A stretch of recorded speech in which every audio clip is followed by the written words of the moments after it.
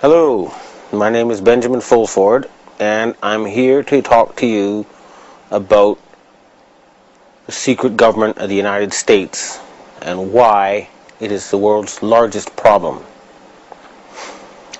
My involvement with the secret government started this spring when I interviewed Japanese Finance Minister Heizo Takenaka, or former Finance Minister Heizo Takenaka. Dragon's Den.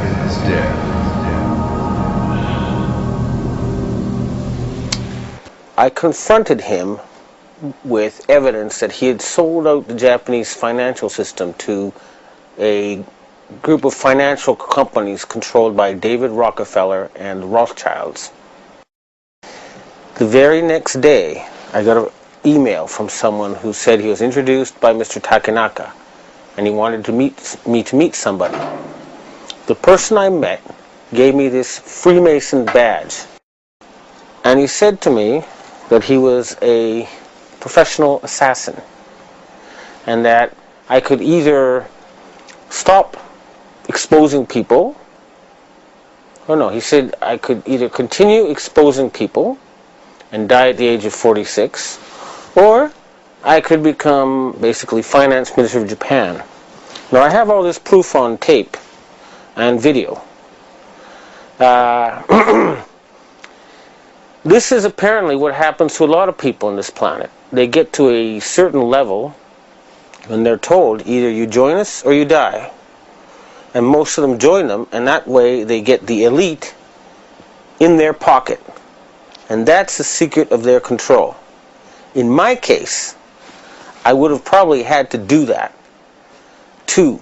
Although, once I realized I had met an honest, genuine, high-level Freemason who told me there were 13 levels of Freemason above the 33rd degree, and that these people were God. There was no God, they were God. So I asked them about their plans to kill people, and they said, yes, there are too many people on the planet. We need to get rid of several billion. And war doesn't seem to work, so we're going to use disease and starvation. Now, I don't know about you, but I couldn't live with something like that. And my first thought was I'll have to pretend to join them and try to, throw them over from the inside. And I suspect a lot of the people inside those groups have the same feeling. They hate being there, but they're scared. But they'd love it if these guys were overthrown. So you got to remember, not everybody in the secret government is evil. In fact, I'd be willing to bet a majority actually want to do good things for the planet, but they're scared.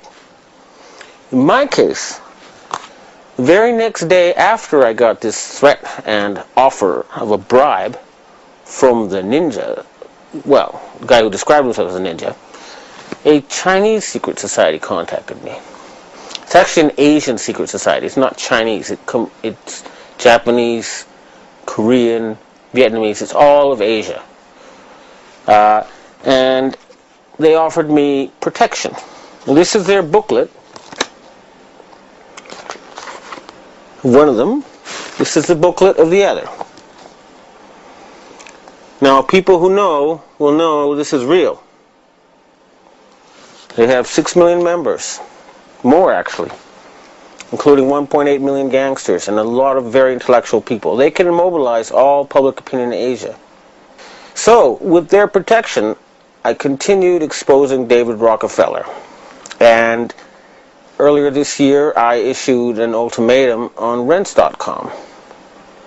The answer to the ultimatum was that the self-described assassin told me there would be an earthquake in Niigata Prefecture, Japan.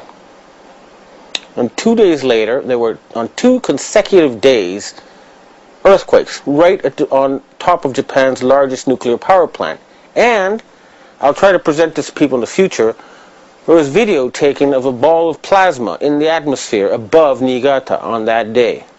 So his answer was to hit a nuclear power plant with an earthquake machine and kill innocent people.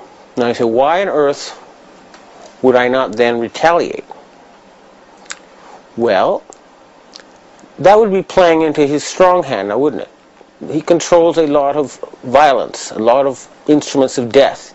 The people who are behind him, these Sabbatean sect of Satanists, would love to trigger World War III. And I'm not going to give them that excuse. So instead, the Chinese societies and the Asian countries, you may have noticed, have started dumping dollars, big time. And they've stopped going to G8 meetings in Davos. And you'll also notice that their submarines, Chinese submarines, have popped up right behind U.S. aircraft carriers in the middle of military exercises. What that means is that every single U.S. aircraft carrier is a useless sitting duck. The entire U.S. Navy is useless, okay? That's a fact. Secondly, all their satellites are useless, okay? And that's just the beginning. The screws will get tighter and tighter. The United States economy depends on Asian money. They need to borrow $850 billion a year just to keep going. And the Asians are tired of paying for a country that does nothing but attack people and create excuses for war. A lot of people are wondering why a picture of me smiling beside David Rockefeller appeared on the internet. And they're saying, how did I get to meet him? Well, he was here in Japan on what was supposed to be a top secret visit. However, if he's in Japan, he's on my turf. And it was pretty naive of him to think I wouldn't know he was here and I wouldn't know where he was. Now, I could have had him brought to me all tied up with a vibrator up his ass, just like happened to that reporter for the Yomiuri newspaper in April when he got too close to these people. But I don't think torture is a very polite way of talking to people, and nor is it very productive. Friendly conversation is always the best. Now, the interview may be a little bit disappointing in the sense that a guy like that is not going to go and just tell you, oh yes, I'm head of the secret government and I sacrifice children and I'm planning, to turn everybody into sheep. It's just not going to happen. You have to look for subtle signals. It's the rules of the game. I was a corporate journalist for 20 years, and I know that if you just ask those questions, they'll shut down the interview, you get nowhere. So if I said, why did you spread HIV and why did you create SARS? He would say to his bodyguard, get this Fruit Loop out of the room. That's how it works. So I had to operate within his matrix. And I hate going there. I hate that place. But I had to pretend I was a friendly journalist. And I had to sneak in the stuff I wanted to ask because, unfortunately, it would have been great if you could really hit him with this stuff, but it wasn't that circumstance. He was accompanied by the president or chairman of a fancy PR company and a guy who looked like heavy-duty Mossad type who could probably kill me in 3 seconds if it ever came to that. I came with a cameraman and myself. And now, you may wonder, when you look at this interview, why I was not more aggressive. The reason is simple. Years of experience have taught me that you get nowhere with an aggressive interview. I would only get lies, and here's evasions and spiel, and the interview would be cut short. What I've learned over the years is that you got to appear like their friend when you interview them, or you're not going to get good information. So I'm now going to show you the segments of this interview, and then I'm going to deconstruct them for you, so that you can know what I think this man is really saying.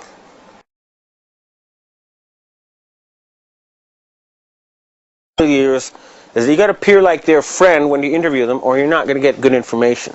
So I'm now going to show you the segments of this interview, and then I'm going to deconstruct them for you, so that you can know what I think this man is really saying.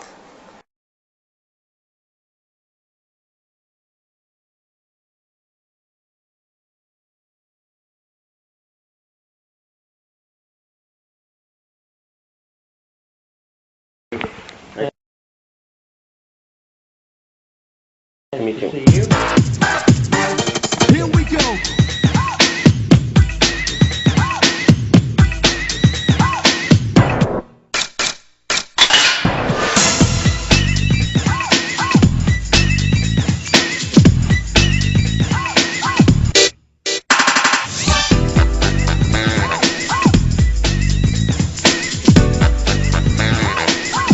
So Ben want to get into the world situation and so on, and I would think, you know, he talks about the state of the world and the possibility of conflict and so on. I think you dismiss these things, you know, in terms of whether there's going to be another war and all of that.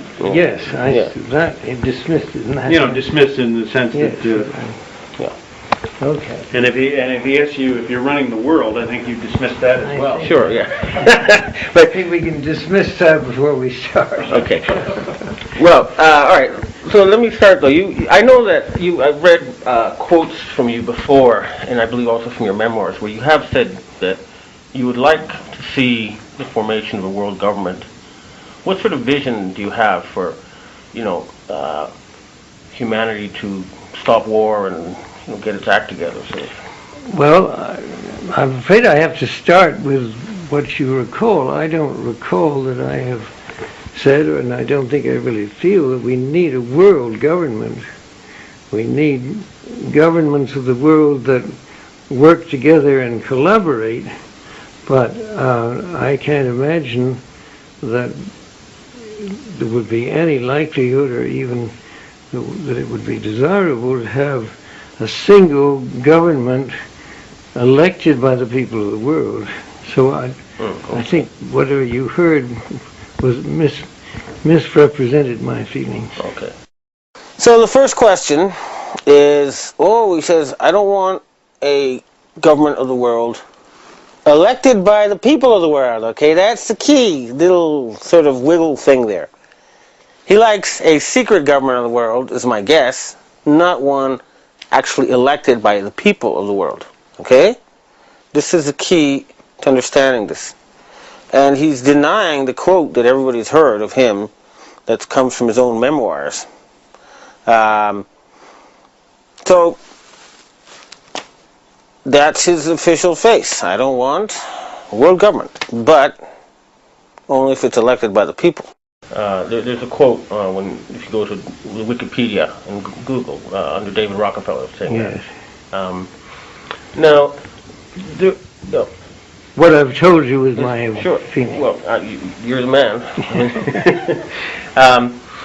Now, the other thing is, people are worried about the situation with Iran and some kind of wider conflict emerging from that. What do you think is going to happen there? What's your view about the tensions between Iran and the United States right now? Well, I think the first thing is that Iran itself is a problem, but its relationship with its neighbors, probably from the point of view of the United States, is the thing that we would be most concerned about, because there are such different points of view in the area, and the possibilities of conflict between the nations within the area is certainly what is of concern to our country. Okay. Now, here in Asia, people say that the current structure of world institutions is not fair. They say that European peoples account for 17% of the world population and 40% of GDP, but they control 4 of the 5 permanent Security Council seats. Asians are 65% of the world population and 40% of GDP, so they think some sort of better representation is needed. What is your view about this? I think it's an issue that understandably and legitimately is raised by the nations with a smaller percentage. When the United Nations was created back right after World War II, the world situation was a totally different one, and the influence of different powers was very different. Therefore, I think that it is understandable that those nations with large populations that feel they're underrepresented have a point, and that this should be addressed. I don't think it's something that, to me, is immediately a serious problem, but I do think that it's something that should be taken up in the United Nations, and that over time some redistribution of voting power within the United Nations structure seems likely and probably appropriate. Now, he's saying Iran is causing trouble with its neighbors, and I'm not aware of any such evidence, okay? It sounds to me like he's just trying to find an excuse to attack Iran. Now, on the United Nations thing, well, basically saying, you know, someday, but not now. And his whole attitude is like it's really his decision, and it's not, okay? The Asians are tired of waiting. They're not going to wait another forever. Time has run out. This is what the Asian Secret Society is telling me, is that enough is enough. We live on the same planet. We both get rights to decide how it's run. They're tired of European domination of the planet. They want to share stewardship of the planet Earth. And the Asians want peace. They're tired of Westerners causing wars. They want world peace. That's what they want. And they want a more fair world structure. And I don't see any reason why that cannot be done immediately. Now, also, it's sort of difficult for me to ask this, but these days conspiracy theories are running rampant on the internet. And I thought you could, metaphorically speaking, take the bull by the horns and, let me ask you what, confront you with what, or ask you what these people are saying. Now, also, it's sort of difficult for me to ask this, but these days conspiracy theories are running rampant on the internet, and I thought you could, metaphorically speaking, take the bull by the horns and, let me ask you what, confront you with what, or ask you what these people are saying. First of all, they say that you are the secret ruler of the world. What is your response to that? Well, in the first place, you're not the first person who has raised this issue. There have been people, ever since I've had any kind of position in the world, who have accused me of being a ruler of the world. I have to say, I think for the large part, I would have to decide to describe them as crackpots. I mean, it makes no sense whatsoever, and isn't true and won't be true. And to raise it as a serious issue seems to me to be irresponsible. Now, you see, that's what happens when you ask a question directly like that, okay? That's the sort of answer you're going to get. Are you the secret ruler of the world? You say, well, no, okay? So, later you'll see why you have to take a more indirect route to get the same response in a different way. So, for now, if you ask the man directly, he's going to deny everything. That's why you have to get a little bit more sneaky, as we shall see. And what about the candidate Ron Paul, who's talking about bringing the powers of the Federal Reserve back to the U.S. government, under the presidential control or control of Congress? I haven't read about that. Is that an issue? Well, he's one of the Republican. He's a Republican candidate, and that's what he's publicly calling for. So,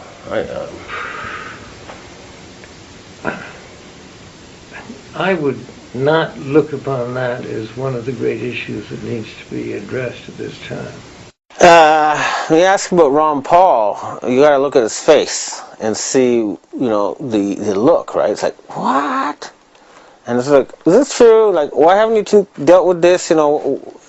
But it's clear that he's so far removed from what's happening that he doesn't even know that Ron Paul exists or is out to take the Fed back. That's how far above the clouds this man thinks he is, or is insulated by his coterie. The source of his power is under threat, and they don't even tell him. And anyway, it's the look on his face that tells you the true story. What do you think the great issues are? Running our own country better and having our own country play a more balanced and effective role in the world. Okay. And what's wrong now with the way it's running, the U.S. government? I mean, you mean wrong with our country, or? Yes. Mm-hmm. I think one of the things that is needed is the fact that I don't think enough people in high positions in our country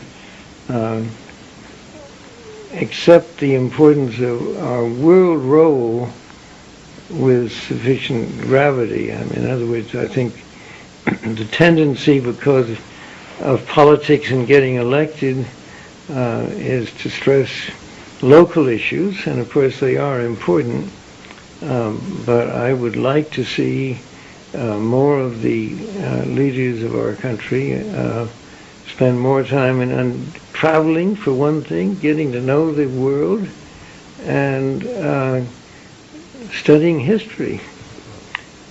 To me, one of the sad things about our country is that our leadership, to a greater extent than I would like, is more concerned about very domestic issues than they are about our relations in the world. In this particular case, I have to agree. There's a joke going around in the world. What do you call somebody who speaks 3 languages? Trilingual. What do you call someone who speaks 2 languages? Bilingual. And what do you call someone who speaks 1 language? American. You guys are going to be left behind if you don't sort of take a look at the world. Okay, the world is passing you by. You're going to become irrelevant unless you keep up. You're going to lose to people who speak 2 or 3 languages and know 2 or 3 cultures. That's a warning. He's right on the mark that one at that time, I'm afraid to say. You guys are not the center of the world anymore. And the sooner you figure that out, the better it is for everybody. Okay. Now, what about the plunging dollar and the rising euro, and the apparently Asian countries have been unloading their U.S. Treasury holdings? Are you worried about the economic situation now? Well, I think that that has to be related to the problems within our own country, and in the ones reading about in the papers today, that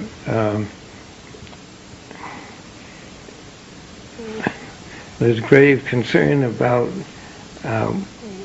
what our role should be, how it should be handled, and how we should better manage our own domestic economy. And I think this is becoming a serious issue that is going to have to be addressed by any politicians who wish to be re-elected, that they have to see that the issue of our economy and what influences it is better understood and more successfully addressed. He looked quite worried when he talked about the collapsing dollar, and there's a good reason for that.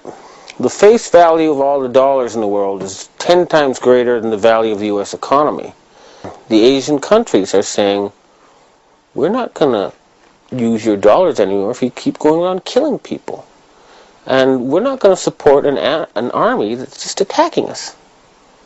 So this is your weak spot. This is your Achilles heel. And it's being attacked by the Asians. And that's no coincidence. You'll be meeting the emperor, is that correct? I'm looking forward to that. What will you be talking about? That will certainly, to a large extent, be his decision. My impression is that emperors tend to lead conversations. I have had the good fortune and privilege of meeting him a number of times before. I would hope we would have a chance to talk a little bit about his views of the world and how he feels our country is relating to Japan. But also, our family has had quite close relations with Japan for many years and with the royal family. So my suspicion and even hope is that we might also talk about those relationships in the past and where they might go in the future. But Japanese newspapers have talked about this weekend about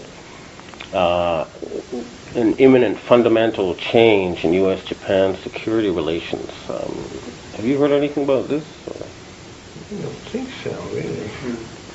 And it's not an issue that I would think the emperor would want to discuss with me. I mean, I can't imagine that would be one of the things we talk about. I don't think it would be appropriate. Right. And your nephew, Jay, he studied in Japan, didn't he? He spent 3 years here. And do you have good relations with him? Some Japanese people are telling me that you've had some sort of fight, but again, I don't know. No idea what they're talking about. We have very close, loving family relations. I don't know what... All right. Well, again, this is just what people have told me. I don't know, that's why I'm trying to confirm it now. I don't think they knew what they were talking about. Now, which issue do you think is more important now, the war on terror or global warming? There are two major issues, both of which have to be addressed. They're very separate, and I think the way we deal with it. Which issue do you think is more important now, the war on terror or global warming? There are two major issues, both of which have to be addressed.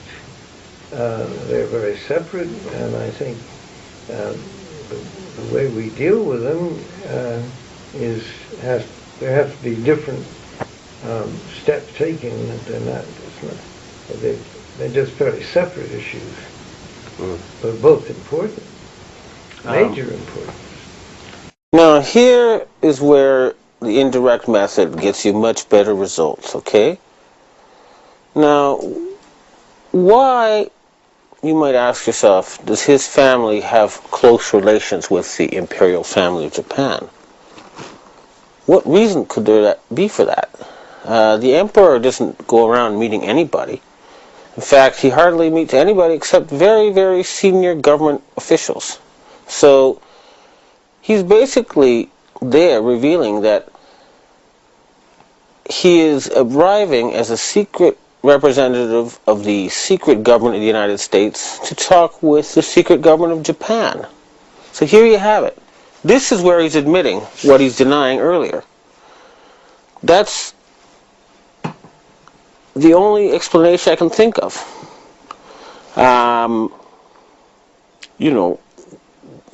Emperors don't go around meeting retired bankers. And they don't go summoning them, especially during a crisis in U.S.-Japan security relations. Now, do they?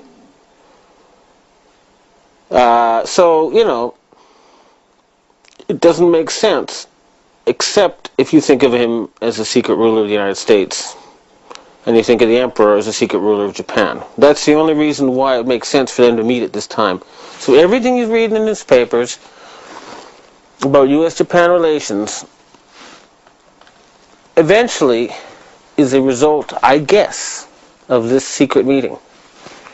So he was summoned because something has changed. The Japanese government is no longer following orders. And that's also because of the Asian secret society. So, these guys are no joke. Okay. Now, if you had to say one message to the world, what would it be?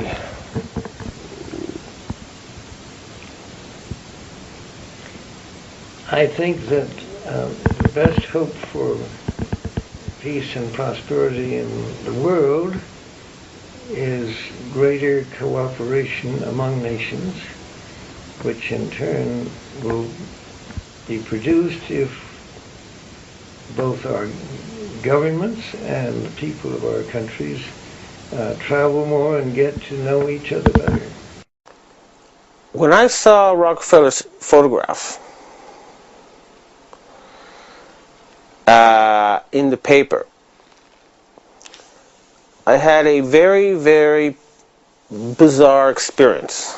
I've never experienced something like this before, but it appeared somehow like my great-grandfather, G.T. Fulford, was channeling to me. And I know this, you know, what? Well, he was saying, you better tell David he's not got long to live, and he's got a chance here to change his ways. And it is the best approach. If you can get this man to change his mind, so many other things will change. But if you think I'm crazy, and maybe I am, but the William Lyon Mackenzie King, a man who was Prime Minister of Canada for 21 years, that's the longest Prime Minister in the Commonwealth, and longer than any U.S. President, okay? He regularly consulted with the ghost of my great-grandfather.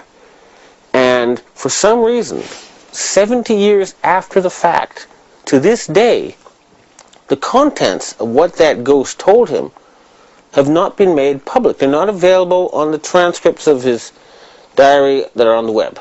Everything that the ghost supposedly told him has been deleted. So, something's weird there. But maybe we'll dismiss all that talk anyway, because it doesn't matter. The point is, and this is the point I want to make, is that the Sabbatean atheists, Satanists, who are trying to artificially create the apocalypse, who are trying to recreate their old Babylonian empire, have been exposed. Their game is up. It's over. They're not going to accomplish it. They're not going to start World War III. They're lucky if they're going to stay alive. So I'm telling you, you members of the Council on Foreign Relations and Bilderberg and all those families, the Harrimans, the Schiffs, the Bushes, the Rockefellers, the Rothschilds, the Walkers, etc. You are just a bunch of old-fashioned aristocrats, and you've got armed peasants at your doorstep. You are in grave danger, extremely grave danger, and I'm offering you a chance to actually make your biblical prophecies come true. It's easy, and it's not crazy. It's scientifically provable. All they got to do is stop war.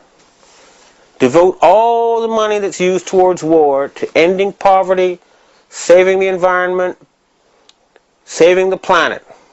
And here's the clincher,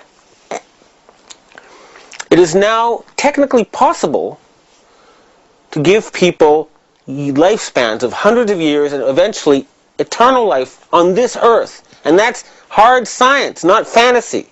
And it's also possible saving the planet. And here's the clincher, it is now technically possible to give people lifespans of hundreds of years and eventually eternal life on this earth. And that's hard science, not fantasy. And it's also possible to make people radically more intelligent, okay? Don't you see? Eternal life and superpowers available on this earth. Now, if that doesn't qualify for something that could be called end of times, I don't know what is. And if these people want to build a new ziggurat or temple, well, go for it. Just do it somewhere where you got clear property rights. You know, there's nothing in the Bible that says it has to be in exactly the same place. So you can carry out your damn prophecies and save the planet and give people eternal life, or you can be killed. Think about it. This is real. This is not some crazy guy. Do the hard research. Look at the science. Look at the facts. This is true. Now, the people in the U.S. Army, I tell you this, if those, members of your elite slave-ruling class, who you just become dimly aware of recently, do not take this suggestion, I strongly recommend that the Provost Marshal arrest them. And if you dismantle their so-called charitable funds and their trust funds, which is just disguised form of landed aristocracy, you'll find that there'll be more than $100,000 for every man, woman, and child in America. There's a lot of families that could use that kind of money. Now, of course, if they go and all spend it right away, it'll become worthless. But if they spend it carefully, their futures will be much better. So, if these ruling families do not listen and change their hearts, arrest them. And I know that's happening. I know their day is finished. And to you in the military, I say this. Why are you murdering innocent women and children?